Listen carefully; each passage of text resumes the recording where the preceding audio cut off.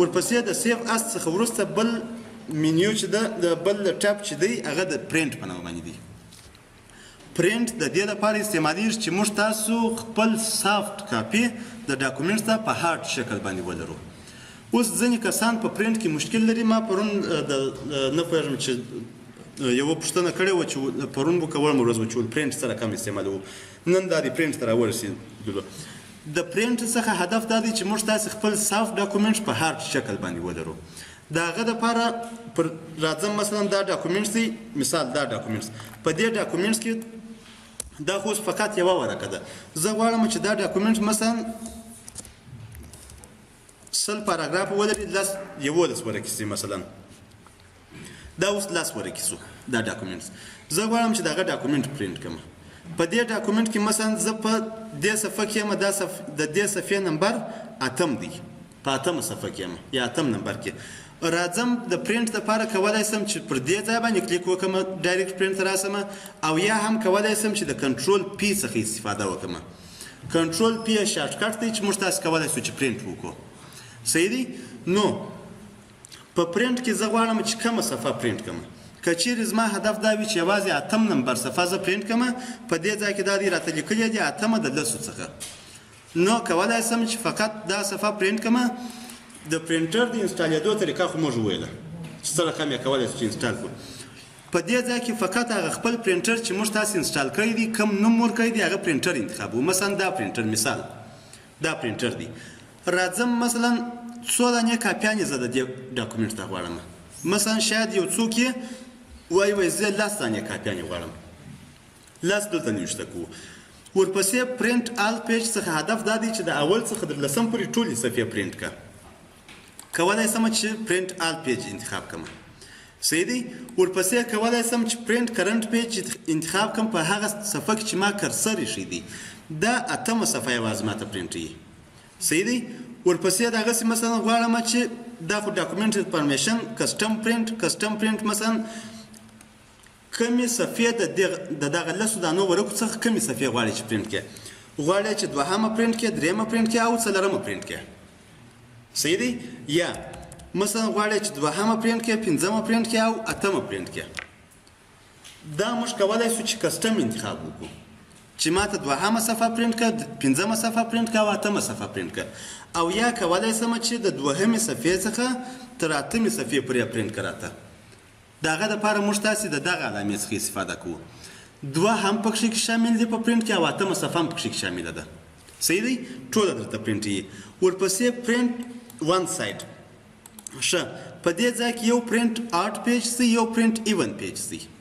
پرنټ آرټ پیج دا معنا چې یعنې اوله صفحه راته پرنټ کړه د دې ډاکومنټ ته، 3مه صفحه راته پرنټ کړه، 5مه صفحه، 9مه صفحه، 9مه صفحه، 11مه دغسې تر نه پورې هر څو صفحې چې وي.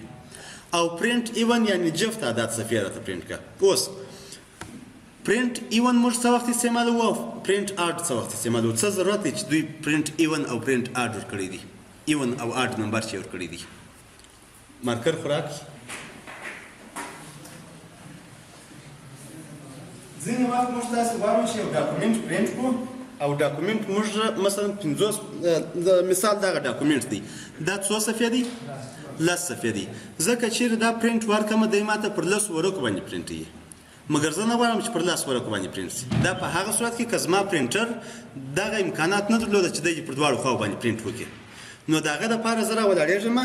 اول انتخاب چې کومه، اول آرټ پیج انتخابوم. زه چې کله آرټ پیج انتخاب کړم، دی په ټوله ډاکومنټ کې 10 صفحې ډاکومنټ دی. اوله صفحه پرنټ یې، 3مه صفحه پرنټ یې، 5مه، 9مه او 9مه صفحه پرنټ یې. دا صفحې چې راته پرنټ کړې، دا صفحې زه ټوله سره بیا کوم، بېرته یې پرنټر ته راښوم. پرنټر ته چې مې واچولې، په 2هم ورقه باندې ایون پیج سپروم.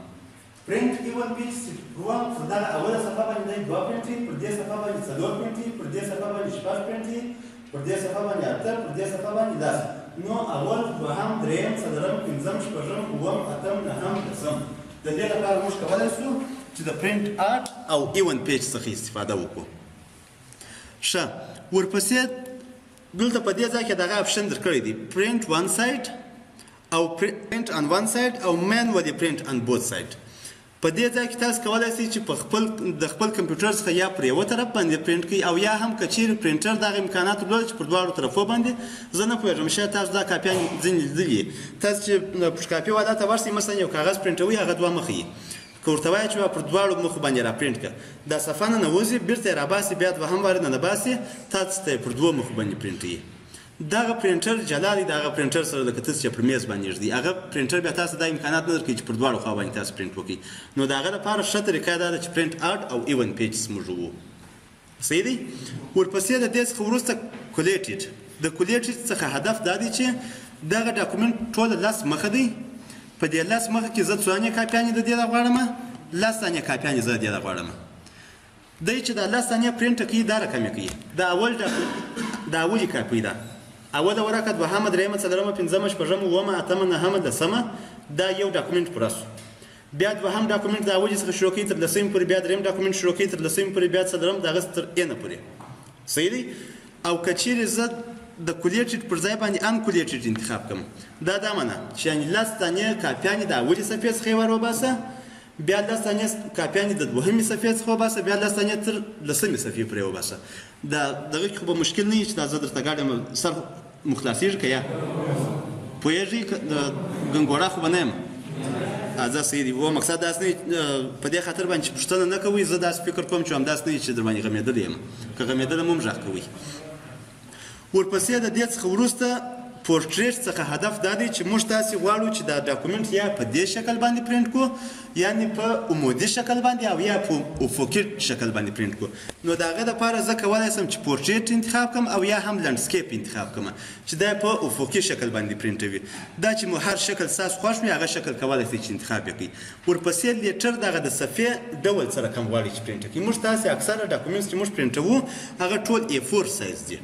پر A4 سایز ورق باندې موږ پرنټوو دغه نور چې دی دا نور د صفحو ډولونه چې مثلا A3 پکښې کې دي A5 پکښې کې دي B5 پکښې کې دي کم ډولونه ستاسو په کار دي یا کم ډول پرنټ ستاسو په کار دي هغه صفحات ورته انتخابوي ورپسې نارمل مرجنس د نارمل مرجن څخه هدف دا دی دلته چې دا خط شروع شوی دی په دې ځای کې د دغه سره څخه نیولې تر دې ځایه پرې هم 1 انچ فاصله دلته په دې ځای کې لیفټ 1 رایټ 1 په دې طرف کې هم 1 انچ ده په دې طرف کې هم 1 انچ ده او په دې طرف کې هم 1 انچ فاصله ده دا کولی شئ چې تغییر یې کوئ مثلا 0.5 یې کوئ تغییر پکښې کې راغی او ورپسې کولی شئ چې مثلا په دې شکل باندې پرنټ کړئ دا طرف او دا طرف دې مثلا نیم انچ وي او لوړ لاندې دې 1 انچ وي صحیح دی ورپسې کولی شئ چې مثلا 1 2 یې کوئ پر دې رقم باندې پرنټ کړئ او یا هم په ترتیب سره هر ډول چې ستاسو خوښ وي خو دغه نارمل شکل دی موږ یې پر نارمل شکل باندې پرنټوو د هغه څخه وروسته دغه د نقل دپاره ډېر ښه استفاده ځینې کولی شو